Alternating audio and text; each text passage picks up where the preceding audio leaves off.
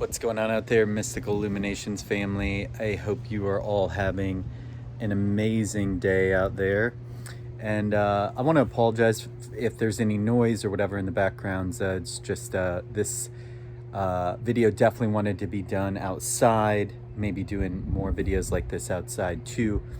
And if that's the case, I'll go ahead and figure out a way to get some good, clean, clear audio if it doesn't come out that great. But this video came through as being really important to do right now. So Astara Inrstelr once again, and as we begin this, I just want to go ahead and give gratitude and thanks and invocation to Father, Mother, God, Source Within, all of those guides and beings.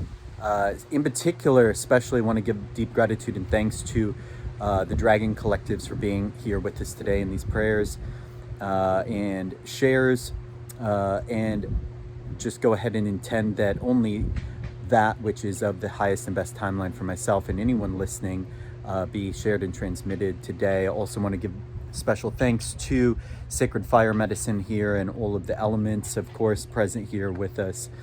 And of course, you for tuning in and listening. I really appreciate you for connecting and tuning in. And I've been asked to do a little bit more about the dRAagON collectives, as their energy and medicine is really, really strong and present for the collectives, for the transformation that we're in right now.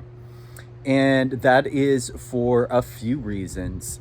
For starters, the dRAagON collectives and dRAagON consciousness has a lot of connection, especially to the Scorpio Taurus axis, also the reptilian connection to the Pleiades as well. We have, the Pleiadians are the spirit consciousness that was once separated from the dRAagON consciousness when the reptilians were genetically engineered.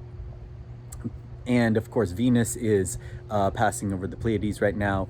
The North Node is in Gemini too, so in ancient astrology, you hear the talk about the head and the tail of the dragons and how it's related to the nodes.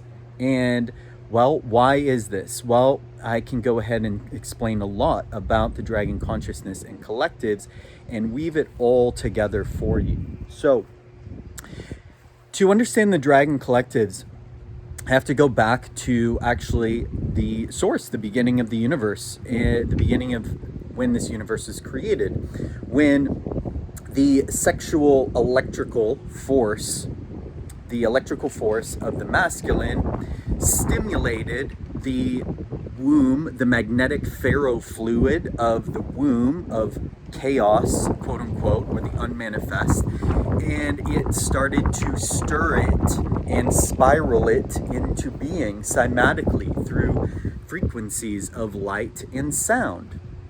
And so as this electrical force started to spiral, right, this is how the galaxies in the universe began to form. We had what were called plasma dragons, right? If you look at the galaxies, if you look at pictures, especially the Milky Way galaxy, right?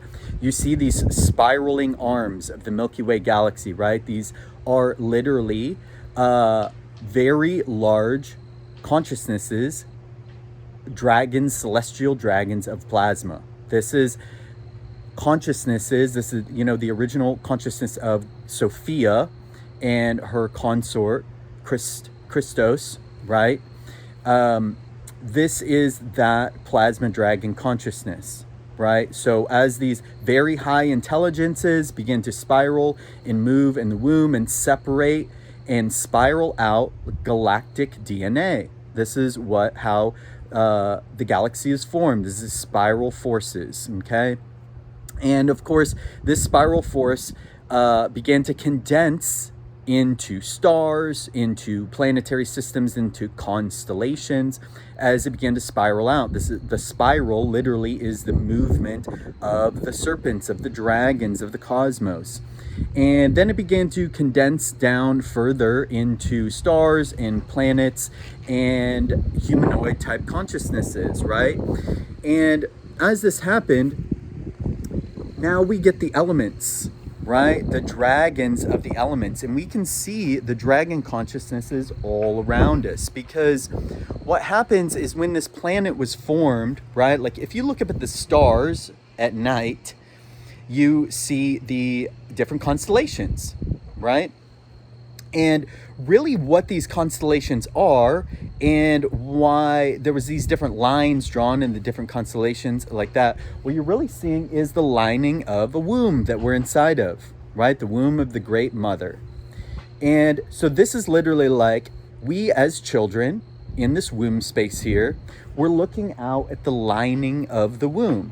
So now I want you to imagine for a second, if you were to be in a physical mother's womb, and you were to look at the lining of the womb, right? You would see these lines in different pathways and things like that, right? You would see those things if you were able to actually look at that lining of the womb.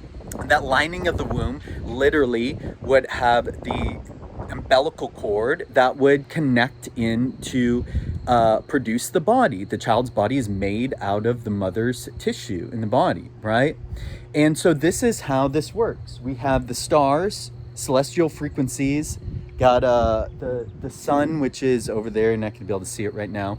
We have all these neutrinos, right? The celestial light, and what happens is it condenses to form the earth, okay? All of the celestial light condenses to form the earth. And the way that it does this is we have galactic DNA. Okay, so the galaxies, the dragons, they spiral down through the different levels and layers until you get our solar system, right? Our solar system is literally spiraling like cosmic DNA. And then it spirals down, so those neutrinos, those celestial frequencies, get filtered down through the planets, the gods. They get filtered down through the planets and condensed. The planets are like printer heads, right? Like 3D printer heads. What they're doing is they're literally angling like angels, right? The angles of light, right? They're angling the neutrinos, the celestial light, and stacking it and layering it and condensing it to create the plants, right? Planets resonate with plants. And so we have all this stuff is condensing, the celestial light condense, okay? And this is why we are a map of the cosmos. The earth is a map of the cosmos, okay? And so the dragons, right? The cosmos map out down over the earth. And so the dragons start first and foremost at the central of the crystalline earth core, where they spiral around. They move those forces internally in the earth core, in the crystalline core of the earth, and those dragons spiral and then they radiate out the energy creating our earth. And as they do this, we have what are known as ley lines, right? These are the telluric currents, the dragon currents, the dragon lines, the ley lines of the earth. And so these ley lines, they move the elemental energies of the dragons, which they're different collectives of the dragons as they condense into their elemental forms. So we have the fire dragons, right? The element of fire. We have the earth dragons, which are literally the minerals, the mountains, the rocks, those things, and they're all moving from up and underneath the earth, and they're moving and they're digesting and they're processing, they're transforming, right? And then we get the celestial plasma, which manifests as trees, right? These are the yellow dragon consciousness. They manifest as the wood of the trees, and then we get the green dragon consciousness. Oh, how beautiful is the green dragon consciousness as it is moving energetically along the ley lines of the earth, which are correspondent. This is why the trees correspond to different constellations, as the ancient druids knew. There was the entire Ogam wheel. So yeah, and then finally we have the beautiful white dragons of the air, beautiful white dragons as they move through the weather patterns. Also just want to go ahead and say, if you appreciate this this information, go ahead and smash up subscribe and like. You can check out my links below in terms of the dRAagON consciousness. This wires us all the way back into source. If you want a session, go in realigning templates and blueprints, clearing any distortions that you have. I would love to do that. You just go ahead and below book me through ClearSight Consulting. And finally, the nodes. So of course I got to get to the nodes and how this works into the whole thing. So Mercury is literally passing over top of the north node right now, is just kind of passing it. I am, of course, right now in this moment for you, representing Mercury, the messenger, telling you about the nodal dRAagON consciousness. But so the genetics, right? Remember, we talked about the birth chart being the genetic blueprint as you come from source within. And then you have that unique slice, that blueprint of your DNA, which the DNA is, of course, the dragons, and we are inside of the dragon mother womb. The dragon drama continues to play out if you aren't reconnected to your source.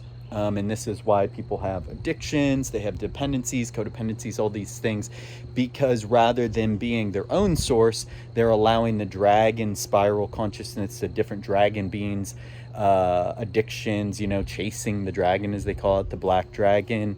They're allowing themselves to be a vessel for those different gods and those angels and angels, rather than being their whole source into themselves and actually being Father, Mother, God, source within, that commands and is in the perfected alignment of 0 point within the self, being connected to that source, because you came from source, you are source.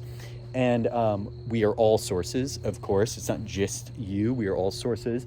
But so the last thing is the nodes. So the nodes are the direction of movement of the energy. As the energy spirals in a toroidal field, we have the south node, of course, south node, and we have the north node, right? As this energy spirals like a torus, the energy spirals through the genetics, the different, our internal solar system, our internal galactic system.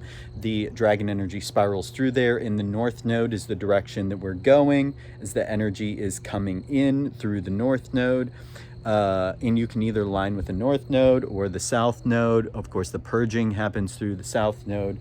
So generally speaking, you want to be aligning with your north node, which is the direction you kind of get the view as you are a dragon moving throughout time and space. But so I hope this has been helpful for you. Hope you're having a beautiful day out there. Much love, so much love for you tuning in to Mystical Illuminations here. Smash up the like button. If you want to reach out, follow me on social media or book a consultation. I would love to connect with you deeper. I can't wait to share more in the future.